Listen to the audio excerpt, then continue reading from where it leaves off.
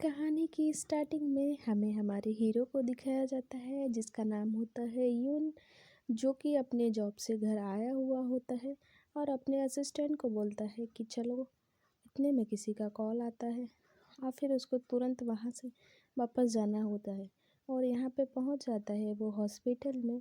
और हॉस्पिटल में जाने के बाद उसे पता चलता है कि जो उसकी बहन थी वो अब इस दुनिया में नहीं रही है, क्योंकि उसका कार एक्सीडेंट हो गया जिस वजह से वो और उसके हस्बैंड ऑफ हो गए हैं। और उनका एक छोटा सा बच्चा है जिसका नाम है ओवेई, जो कि काफ़ी ज़्यादा उदास और रो रहा होता है बैठ के और सोच रहा होता है कि अब इस बच्चे को किस तरीके से हैंडल करूँगा। और उसके बाद वो बोलने लगता है कि चलो इसको मेरे साथ लेके चलेंगे, मैं अब इसकी कस्टडी अच्छे से करूँगा। और यहाँ पे एक लड़की की एंट्री होती है जो कि डॉक्टर से पूछ रही होती है कि जिसका कार एक्सीडेंट हुआ है वो कहाँ है, वो मेरे भैया और भाभी हैं, मुझे उनको देखना है, क्या वो सही है। डॉक्टर उन्हें बताते हैं कि वो नहीं है, वो दोनों एक्सपायर हो गए हैं और उनका छोटा सा बेटा है जो कि वहाँ पे है।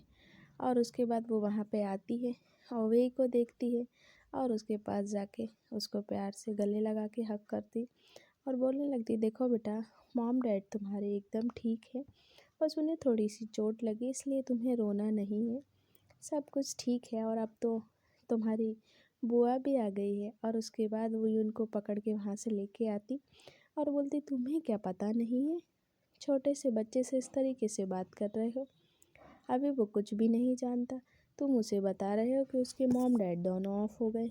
इतने में यून बोलने लगता है कि मैं तो वही बोल रहा हूँ जो सही है, क्या तुम्हें पता नहीं है कि वो ऑफ हो गए हैं दोनों, अब वो कभी वापस नहीं आने वाले, तुम्हें सच बताना चाहिए बच्चे को, कब तक ऐसे काम चलेगा, मैं बस सच बोलना जानता हूँ और इसके अलावा कुछ नहीं, अब तुमने तो उसे झूठ बोलना सिखाना है, तो इसमें मैं क्या कर सकता हूँ, क्या तुम सच में उसकी बुआ हो, मैं तो यकीन नहीं।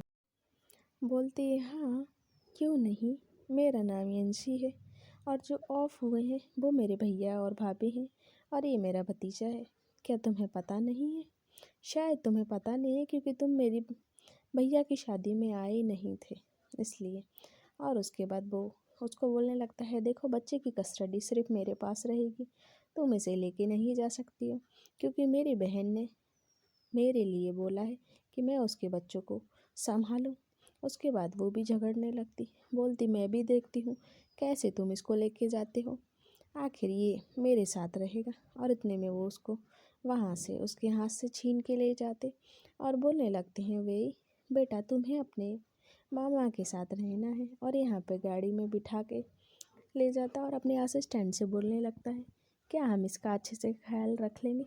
असिस्टेंट बोलता है, हाँ क्यों नहीं बॉस, बिल्कुल आप अच्छे से ख्याल रख लोगे। और यहाँ पे जो हमारा यून होता है, जो बहुत ज़्यादा अकड़ू होता है, पेशे से एक वकील है और अपनी कंपनी का सीईओ है।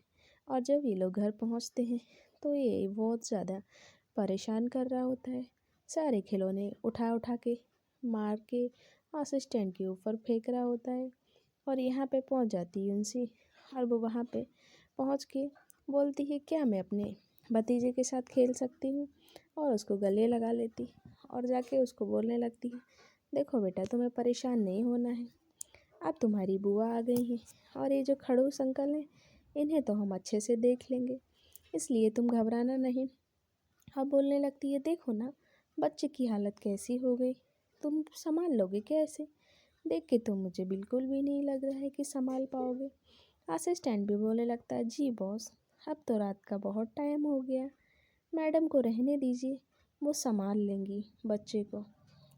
और उसके बाद वो बोलता है, हाँ तुम मेरे असिस्टेंट हो कि बॉस हो, मुझे ऑर्डर दोगे क्या।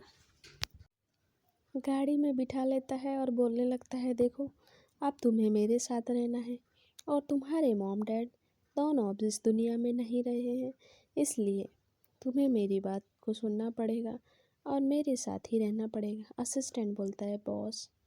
और उसके बाद घर का सीन दिखाया जाता है जहाँ पे वो खिलौनों को उठा के असिस्टेंट के ऊपर फेंक रहा होता है।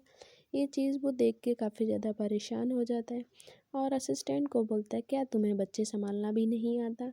और इतने में उसकी बुआ की एंट्री हो जाती है और उसकी बुआ बोलती है, अच्छा तुमने मेरे भतीजे को यहाँ पे किडनैप करके रखा है। क्या तुम उसे मुझसे मिलने नहीं दोगे? क्यों नहीं, बिल्कुल, तुम उसकी बुआ हो, जब चाहो उससे मिलने आ सकती हो। बस यहाँ पे रात नहीं रुक सकती। बोलती, लाओ दिखाओ मुझे वसीयत। मेरे भाई ने आखिर वसीयत में ऐसा क्या लिखा है जिसकी वजह से तुमने इस बच्चे की कस्टडी ले ली? आखिर मुझे भी तो देखना है। मैं उसकी बुआ हूँ, मेरा पूरा हक है उस चीज़ के बारे में जानना, क्योंकि मैंने भी मेरे भाई को खोया है। और जब तक तुम मुझे नहीं दिखा सकते तब तक मैं यहाँ तुम्हारे घर में रुक सकती हूँ, क्योंकि मुझे यकीन है मेरे घर में रहने के लिए मेरे हिसाब से चलना होगा। चलो कोई नहीं, असिस्टेंट बोलता है, बॉस बस करिए, अब बहुत ज़्यादा हो रहा है, झगड़ा नहीं करना है, रात्रि का बहुत टाइम हो चुका है, इसलिए मैडम को रुकने दीजिए, क्योंकि वो बच्चे को बहुत अच्छे से संभाल लेंगी। आप तो जानते ही हो। मैडम आप प्लीज़ अंदर जाइए और आप ध्यान रखिए।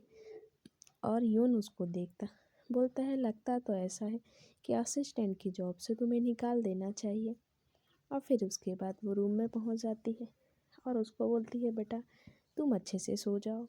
और बोलता है, ये जो अंकल हैं मुझे बहुत ज़्यादा बेकार लगते हैं और बहुत ज़्यादा डरावने, इसलिए मैं चाहता हूँ कि प्लीज़ आप मेरे साथ रहें, मुझे बहुत ज़्यादा डर लगता है। और यहाँ पे हम लोगों को पता चलता है जो हमारा यून होता है वो ड्रिंक कर रहा होता है और उसकी बहन फ़ोन करके बोलती, मेरी शादी हो गई, मेरे बच्चे हो गए, तुम अभी तक मुझसे मिलने के लिए आए नहीं हो, कहीं ऐसा तो नहीं मेरे मरने पे भी तुम मुझसे मिलने नहीं आओ। ये सारी बातें सोच के वो काफ़ी ज़्यादा उदास हो जाता है और अपनी बहन की पिक्चर देखने लगता और सोचता है कहीं वो बहुत ज़्यादा परेशान तो नहीं थी, इसी की वजह से उसकी ऐसी हालत हुई है। और फिर यहाँ पे पता चलता है यूनसी अपने भाई भाभी के साथ बैठ के खाना खा रही होती और फिर वो सोचती है, देखो ना, कभी ऐसा भी हो सकता है क्या, एक ही पल में मुझे पता चले मेरे भाई और भाभी दोनों नहीं। उसके बाद सीन कट होता, असिस्टेंट पहुंच जाता है, बॉस आपके लिए एक फ़ाइल है, आप प्लीज़ पढ़ के देख लीजिए, ये बहुत ज़्यादा ख़ास है, शायद आपको फ़ायदा मिल जाए इसे पढ़ने के बाद, और आपको जो भी उनसी को लेके गलत फहमी है वो भी दूर हो जाए। और उसके बाद अपना फेस डाउन कर लेता, बोलता है, बॉस मुझे माफ़ कर दीजिए, मुझे कल उस बारे में नहीं बोलना चाहिए था, आखिर आपकी परमिशन बहुत ज़्यादा मायने रखती है, इसलिए मैं चाहता हूँ अगली बार से जो भी हो आप खुद से डायरेक्ट बोल दीजिए, मुझे बोलने की ज़रूरत ना पड़े। और यहाँ पे पता चलता है ये फुआ भतीजे दोनों अपना खेल रहे होते हैं और यहाँ पे यूनसी का खुराफाती दिमाग चलता है और सोचती है चलो पूरे घर को चेक किया जाए, कहीं पे तो उसने वो वेल वाले डॉक्यूमेंट रखे होंगे, आखिर मेरे भाई भाभी क्या लिख के गए हैं ऐसा जिसकी वजह से ये मुझे वे को दे नहीं रहा है, अपने पास रखा है इसने, और ये मुझे उसको ले जाने भी नहीं देता है। इसके बाद हम लोगों को पता चलता है वो सोचने लगती है कि इसके कमरे में ही होगा, क्योंकि इसमें इसने लॉक लगा रखा। अब फिर वो अपने देसी जुगाड़ लगाने लगती और सोचती है अब तो खोल के ही रहूँगी, आखिर मैं भी किसी से कम कहाँ हूँ। और फिर घंटी बजती और पता चलता कि डिलीवरी वाला आया और वहाँ पे एक पार्सल आता है। पार्सल देख के वो मुस्कुराने लगती और सोचती है चलो अच्छा है, नया आइडिया आया, और पहुँच जाती है ऑफिस में। ऑफिस खाली होने की वजह से सारे ऑफिस में चेक करती है, जब उसे वो नहीं दिखता है तो फिर वो सोचती है अच्छा कहाँ गया। और उसके बाद वो सामने आ जाता और बोलता है, उम्मीद नहीं कर सकता तुम मेरे ऑफिस आओगी, चलो खैर आ ही गई तो कोई बात नहीं, पर मुझे ये तो बताओ कि यहाँ आने की वजह क्या है। और फिर वो उसके पास जाती और सीन कुछ इस तरीके का बन जाता। यहाँ पे एक दूसरे को देख के काफ़ी ज़्यादा ऑकवर्ड फील कर रहे होते हैं दोनों। और फिर वो बोलता है कि देखो मुझे ही मत घूरते रहना, अरे नहीं तुम्हारे बालों में कुछ लगा था, बस मैं वो हटाने आई और हाथ पकड़ के बोलता, दोबारा यहाँ दिखी तो तुम्हारे हाथों को कटवा दिया जाएगा, इसलिए जितने जल्दी हो सके यहाँ से फुर्सत में निकलो। असिस्टेंट आता और बोलता है, बॉस क्या हुआ, ये मैडम यहाँ ऑफिस क्यों आई, कहीं आपने ही तो नहीं बुलाया। बोलता, नहीं, तुम मुझे बताओ यहाँ क्या कर रही हो, और सुबह से तो तुम घर पे हो नहीं और ये भाई अकेले ही खेल रहा है। अब मैंने तो देखो सब जगह सर्वेलेंस कैमरे लगवा रखे हैं, इस वजह से मुझे पता चल जाता है कि मेरे घर में क्या चल रहा है। और फिर बोलती, अच्छा तुम हर चीज़ को चेक करते हो। उसके बाद बोलता, हाँ क्यों नहीं, मेरा घर, मैं हर चीज़ पे ध्यान रखो, तुम्हें कोई परेशानी नहीं होनी चाहिए और होना भी नहीं, क्योंकि मैं वैसे भी। बोलती, अच्छा ठीक है, अब एक काम करो, मेरे लिए भी कुछ सोच लेना। और जब वो घर पहुंचती और बताने लगती है कि देखो ये तुम्हारे सामने कैमरा है और यहाँ पे देखो मेड कैसे उबई को मारने की कोशिश कर रही है, और यहाँ पे दोनों पहुंच जाते हैं। और फिर वो मेड की छुट्टी कर देता है और बोलता है, मैं मानता हूँ यूजी तुम बहुत अच्छी लड़की हो, लेकिन ये भी सच है कि मैं तुम्हें इस सर्विलेंस कैमरे का एक्सेस नहीं दे सकता हूँ, क्योंकि इसका यूज़र सिर्फ मैं ही हूँ और ये मेरा घर है। कितनी भी सेफ्टी हुई पर मैं नहीं चाहता कि इसका एक्सेस मैं किसी को भी दूँ।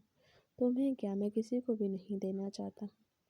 आखिर ये मेरा घर है और मेरी प्राइवेसी है। अब बोलती, हाँ क्यों नहीं बॉस, हम आपके यहाँ पे रहते हैं, आप हमारे मालिक हो, खाना पीना देते हो और सब कुछ आपके ही हिसाब से चलेगा।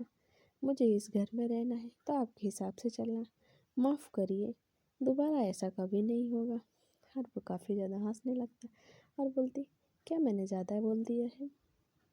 लगता तो नहीं, वैसे भी तुम बोलती तो हो बहुत ही ज़्यादा, पर फिर भी तुम्हें फील क्यों नहीं होता है कि तुम ज़्यादा बोलती हो? बोलती, नहीं, मुझे तो ऐसा ही लगता है कि मैं हमेशा से नॉर्मल और थोड़ा ही बोलती हूँ, पर पता नहीं क्यों सामने वाले को ऐसा लगता है कि मैं बहुत ज़्यादा बोल रही हूँ। हाँ, मैंने भी कहा तुमसे बहस करना है, वैसे भी जीतने वाले तो तुम ही हो, मुझे तो हारना ही है। अच्छा ठीक है, मैं तुम्हें बता दूंगा मेरी बहन ने बेल में क्या लिखा है। अगर उसने कुछ भी लिखा है ऐसा जो मुझे लगे कि तुम्हारे लिए सही नहीं है, या फिर मेरे भांजे के लिए सही नहीं है, तो फिर मैं तुम्हें घर से निकाल दूंगा, सोच लेना। बाकी बाद में देख लेना, अपना रहने के लिए तुम्हारा कहाँ ठिकाना है। जब तक तुम यहाँ रह सकती हो, क्योंकि तुम बच्चे की बुआ हो, इस हक से मैं तुम्हें रख भी सकता हूँ। आखिर तुम्हारा खर्चा भी तो मुझे ही सब उठाना है। और बोलती, हाँ हाँ क्यों नहीं, बिल्कुल उठाना है, बाद में मैं तुम्हें दे दूँगी पैसे, कहीं ना कहीं मुझे जॉब मिल जाएगी तो मैं तुम्हें दे दूँगी पैसे, जब तक प्लीज़ थोड़ा हमें झेल लेना। और उसके बाद वहाँ पे वो बैठता है और कुछ डॉक्यूमेंट पढ़ रहा होता है और सोचता है, यकीन नहीं हो रहा है कि ऐसा भी हो सकता है, क्या कोई इतना भी गिर सकता है। चलो खैर कोई बात नहीं। और फिर फ़ोन लगा के पूछने लगता है और बोलता है, देखो जितने जल्दी हो सके मुझे सारी इस लड़की के बारे में जानकारी चाहिए। और इतने में वो आ जाती है और बोलने लगती, क्या हुआ, किसके बारे में तुम्हें जानकारी चाहिए? अगर मेरे बारे में चाहिए तो पूछ लो ना मुझसे, क्या चाहिए तुम्हें? और बोलता है, देखो मैं बहुत ज़्यादा बिज़ी हूँ और काफ़ी ज़्यादा मेहनत वाला काम कर रहा हूँ, तभी तो पैसे कमाऊँगा। और फिर वो सुन के भाग जाती और यहाँ पे वही नींद में चल रहा होता है। और फिर वो उसे गोदी में उठाता है, उठा के बिस्तर पे लिटाता है और उन्हीं को देखता है। अच्छा ये बैठे बैठे सो रही है, चलो अच्छा है, कुछ तो इसमें स्पेशल टैलेंट है। और उसके बाद वो उसको उठा के बिस्तर पे लेटाने की कोशिश करता है, तो इन दोनों के बीच में awkward सिचुएशन हो जाती है। वापस से उसको लेटा के और सोचता है, जितनी जल्दी हो सके मुझे यहाँ से निकलना चाहिए, क्योंकि अब तक उसकी कोई गर्लफ्रेंड नहीं रही। और जब इसकी सुबह नींद खुलती है तो वो उसको पास में नहीं देखती है, बोलती वही घर से खो गया है और चिल्लाने लगती है। घर में लड़का घर में लड़का और गांव में ढिंढोरा, सुना ही होगा आप लोगों ने ये सब। और उसके बाद वो अपने मामू के पास आता है और बढ़िया से पैर दबाता है कि मामू मेरे पैर दबाओ। मामू नहा धो के आते हैं और उसके बाद उसकी बुआ बढ़िया सा लंच और ब्रेकफास्ट दोनों एक साथ बनाती है और बोलती है कि देखो, अब तो मैंने एक साथ बना दिया है और उसके बाद मेरे पास बहुत सारा काम है, मुझे कहीं जाना है, तो खाना गर्म करके खा लेना।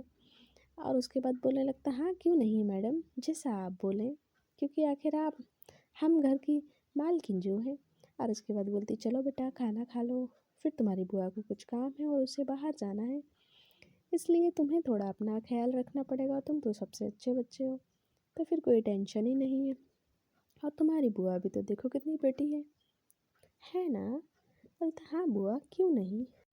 और बोलने लगती कि देखो, तुम अच्छे से खाओगे पियोगे तभी तो तुम जल्दी बड़े होगे, अगर तुमने अच्छे से नहीं खाया तो फिर तुम बड़े भी नहीं होगे। और फिर खड़ी हो जाती है और बोलती है, देखो मुझे कहीं जाना है।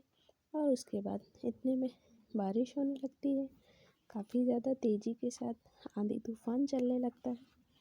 यहाँ पे ये अपना सर पकड़ के बैठ जाता है और अपने रूम में पहुँच जाता है। और वो काफ़ी ज़्यादा घबराई हुई होती है कि इसको क्या हो गया, थोड़ी देर पहले तो अच्छा वाला था। और जाके वो अपने बिस्तर में लेट जाता है। और फिर वो वहाँ जाके उसके रूम में चेक करती है और देखती है ये तो बहुत ज़्यादा डरावना मॉन्स्टर जैसा लग रहा है, अचानक इसे क्या हो गया है। और उसकी हालत देखने के बाद वहाँ से घबरा के वापस आ जाती है और आके सोचती है चलो कोई नहीं, पड़ा रहने दो, अगर कुछ दिक्कत होगी देखा जाएगा।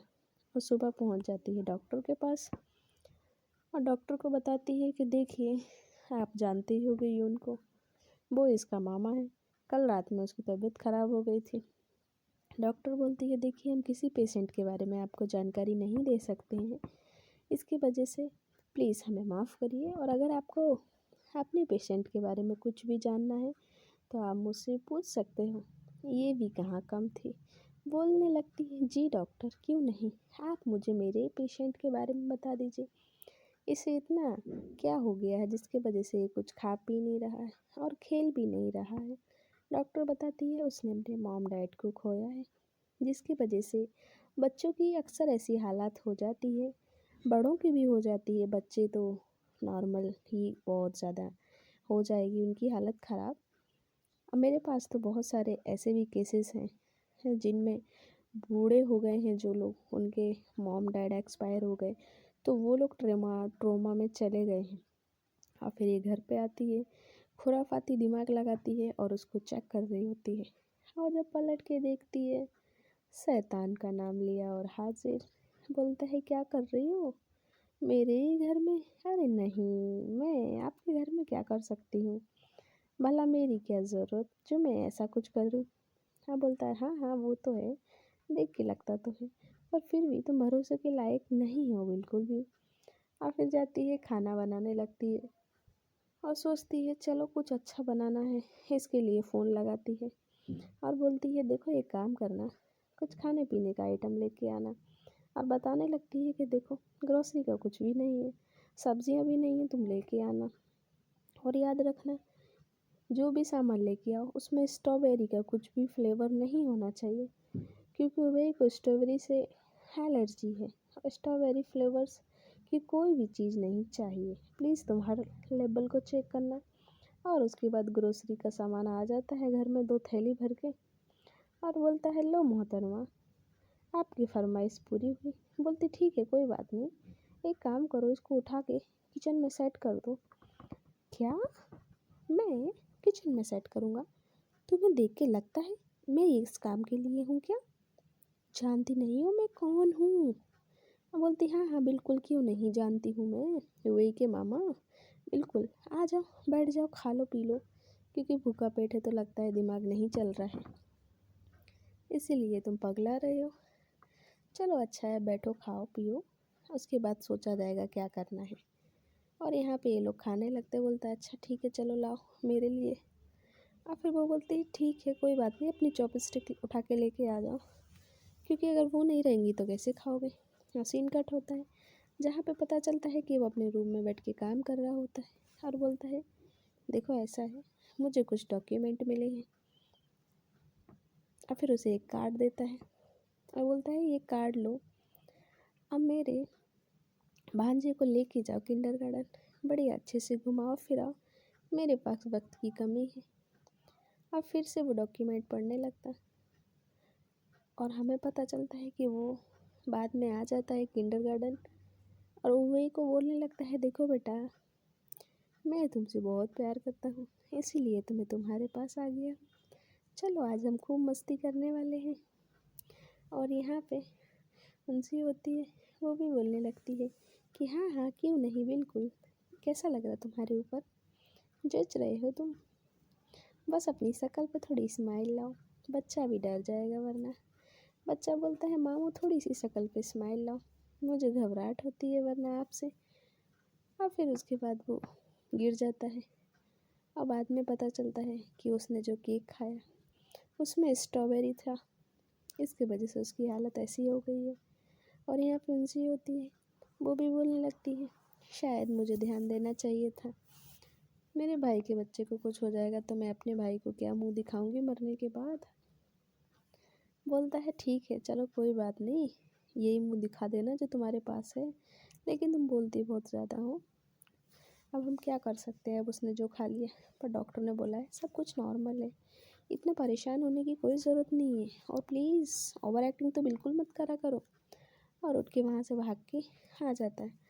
असिस्टेंट आके बताता है, बॉस आपके लिए प्यारा सा लव लेटर मिल चुका है, आप खोल के देख लीजिए, आपको तसल्ली मिल जाएगी। और यहाँ पे वो घर पहुँचती है और घर पहुँचने के बाद देखती है, वाह, हॉस्पिटल से आने के बाद इतना अच्छा डेकोरेशन।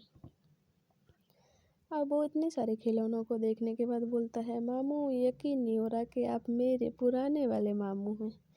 असिस्टेंट भी बोलने लगता है, हमारे बॉस बदल गए हैं, हमारे बॉस अब पहले जैसे नहीं है, उन्हें अपने भांजे की बहुत ज़्यादा फिक्र है, इसीलिए तो वो सुबह से डेकोरेशन में लगे हैं। और देखो ना, डेकोरेशन को पूरा कंप्लीट कर लिया है। और बोलता है, हाँ मामू आपने बहुत अच्छा किया, मुझे ये सारे टॉयज़ बहुत ज़्यादा पसंद है, जैसे कि बच्चों को होते ही हैं, कितने भी टॉयज़ ला के दे दो। अब वो बार बार एक डॉक्यूमेंट निकालता है, फिर अंदर रखता है, फिर निकालता है और सोचता है यूनसी से कैसे पूछूं। और फिर हिम्मत करके उससे पूछने लगता है कि अच्छा ठीक है, मुझे तुमसे कुछ पूछना है, क्या तुम मुझे बताने की कोशिश करोगी। और वो उसको बताने लगता है कि तुम्हारा भाई एक नंबर का कमीना व्यक्ति था, जिसने मेरी बहन को धोखा दिया और उसने गैम्बलिंग किया, उसने बहुत सारे पैसे बर्बाद कर डाले, बहुत कुछ लॉस में था, जिसकी वजह से मेरी बहन ने ऐसी कंडीशन हो गई उसकी और उसका एक्सीडेंट हो गया और आज वो देखो इस दुनिया में नहीं है। और यूनसी भी उस पर चिल्लाने लगती, बोलने लगती है, देखो तुम्हें पता है ना, मेरी बहन इनोसेंट थी, उसने कुछ भी नहीं किया, सारी गलती तुम्हारे भाई की है, उसकी वजह से। बोलती, देखो तुमने अपनी बहन खोई, मैंने भी मेरा भाई खोया है, लेकिन इसका मतलब ये नहीं कि तुम मुझे सुनाते रहो, ये तो गलत बात है, तुम्हें ऐसा नहीं बोलना चाहिए, मैंने भी खोया, तुमने भी खोया है, पर प्लीज़ बार बार इस तरीके की बातें मत करो। और उसके बाद सीन कट होता है जहाँ पे हम लोगों को पता चलता है कि इसकी दोस्त आती है और वो बोलती है कि अच्छा तुम लोग दोनों साथ में रहते हो क्या। हाँ बिल्कुल, क्या करें, मेरे पास रहने के लिए घर नहीं है। हाँ, बोलता है चलो कोई नहीं। और उसके बाद वो खाना पीना बनाती है और बैठ के खाना खा रही होती है और बोलती है, मैं तो भूल ही गई कि मेरा प्यारा सा बच्चा घर पे है ही नहीं है, मैंने तो देखो उसका भी एडवांस खाना बना लिया। और वो बोलता है, हाँ पता है, तुम बहुत अच्छी कुकिंग कर लेती हो, इसीलिए तो तुम इतना अच्छा अच्छा खाना बनाती हो, एक काम करता हूँ। और फिर वो बोलती, नहीं नहीं मैं काम करती हूँ, और दौड़ के जाती है किंडरगार्टन। अब वहाँ जाके बोलने लगती है, मैडम क्या मेरे लिए कोई यहाँ पे कुकिंग वगैरह शेफ़ की ज़रूरत है, तो प्लीज़ मुझे जॉब दे दीजिए। और उन्होंने मना कर दिया होता है, तो अपना रिज्यूम लेके हाथ पे पटकते हुए आती और यहाँ पे वही को देख रही होती है, जो कि उसको दो लड़कियाँ बुली कर रही होती है और बोलती हैं कि तुम्हारे तो मॉम डैड नहीं है, तुम यहाँ अकेले क्या कर रहे हो। और वो जाके उसको गले से लगा के हग कर लेती है और बोलने लगती है, देखो बेटा, तुम्हें परेशान नहीं होना। और उसके मामू को फटाक से फ़ोन घुमाती और बोलती, ओए सुन इधर, बच्चा मेरे पास रहेगा, समझ गया। और उसके बाद वो जाती है वापस प्रिंसिपल के पास, तो उसकी बातें सुनती प्रिंसिपल बोलने लगती है, विन ने बताया है कि उसे जॉब पे नहीं रखना है, इसकी वजह से मैंने उसे जॉब के लिए मना किया है, वैकेंसी तो हमारे पास है। ये सारी बातें सुनने के बाद वो समझ जाती है कि अच्छा, वो मुझे वे से दूर रखना चाहता है। अब समझ में आया बंदे के दिमाग में क्या चल रहा है। घर पहुंची, फटाक से बैग खोला, सामान पैक करा और बच्चे का हाथ पकड़ा और फुर्र से भागी। और इतने में आ जाता है विन और आके बोलने लगता है, कहाँ चली इतने जल्दी उड़ते उड़ते, बताओगी नहीं क्या। वो बोलती, ओए सुन, रास्ता से हट, इधर से जाने दे, ये बच्चा तेरा नहीं है, मेरे भाई का है। और वो भी बोलने लगता है, ये बच्चा भी तेरे भाई का नहीं है, मेरी बहन का भी है, इसलिए बच्चा कहीं नहीं जाएगा, बच्चा यहीं रहेगा। और इन दोनों के बीच आर्ग्यूमेंट स्टार्ट, आर्ग्यूमेंट की बारिश चालू। यहाँ पे वो समझाने की कोशिश कर रही है, वो नहीं समझता और खड़ा होता है और उसको बोलने लगता है, ये बहुत ज़्यादा हो रहा, मेरे घर में मेरी मर्ज़ी के खिलाफ़ पत्ता भी नहीं हिलता है, यहाँ तो तुम पूरी ही हिल रही हो। एक काम करो, अभी की अभी दफ़ा हो जाओ मेरे घर से। और वो बोलने लगती है कि अच्छा, 2 डॉक्यूमेंट दिखाने के बाद तुम मुझे ये बताने की कोशिश कर रहे हो कि ये सारी गलती मेरे भाई की है, जिसकी वजह से तुम्हारी बहन का एक्सीडेंट हो गया। ज़रा तुम सोच के देखो, मेरा भाई भी इस दुनिया में नहीं है, तुम्हारी बहन भी इस दुनिया में नहीं है, और अब तुम ये सब बातें मुझे बोल रहे हो। क्या तुम्हें लगता है ये सही है, तुम्हारा तरीका बताने का मुझे? मेरा भाई कभी गलत ही नहीं हो सकता, वो तुम्हारी बहन से बहुत ज़्यादा प्यार करता था, ये बात मैंने मेरी आंखों से देखी, क्योंकि तुम तो कभी अपनी बहन से मिलने आए ही नहीं, इसलिए तुम्हें तो कुछ पता ही नहीं होगा। और गुस्से में उसका हाथ पकड़ के गेट के बाहर निकाल देता और बच्चे के पास आके खेलने लगता है और वो रोता है और वो बोलता है, मुझे मेरी बुआ चाहिए, मामा प्लीज़ मेरी बुआ को लेके आओ। और मामा भी इतना ज़्यादा खड़ूस, और इतने में ही बारिश होने लगती है, तो मामा भी घबरा जाता है क्योंकि उसको ऑलरेडी पहले से ट्रॉमा है, तो वो सारी चीज़ें फिर से रिपीट होने लगती हैं। और वो सोचता है बच्चे की कंडीशन ख़राब है, हिम्मत करके मुझे बाहर तो निकलना ही होगा, और डिसाइड करता है अभी इसी वक्त निकलता हूँ। और फिर वो जाता है बाहर। बहुत तेज़ बारिश हो रही होती है, हमारी प्यारी सी उनसी बैठी होती है बारिश में और रो रही होती है कि मेरे साथ ही ऐसा क्यों है, मेरा भाई भाभी दोनों चले गए, क्या मैं इतना भी नहीं कर सकती कि उनके बच्चे के साथ रहूं।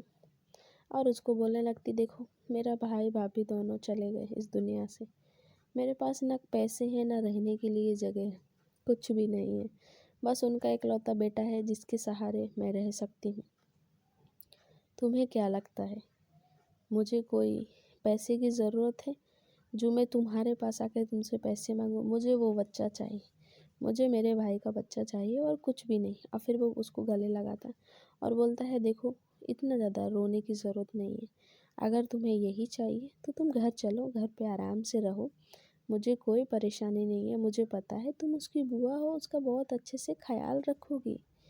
और घर पहुंच जाते हैं, लड़ाई दंगा ख़त्म हो जाता है और फिर इन दोनों के बीच क्यूट क्यूट क्यूट से मूवमेंट आने लगते हैं। और गाइस फिर क्या होना है, दोनों के बीच में लव शब्द चालू हो जाता है, बुआ का अलग चालू हो जाता है, मामू का अलग, और इनका प्यारा सा बच्चा आता है और बोलता है, मामू ये सब क्या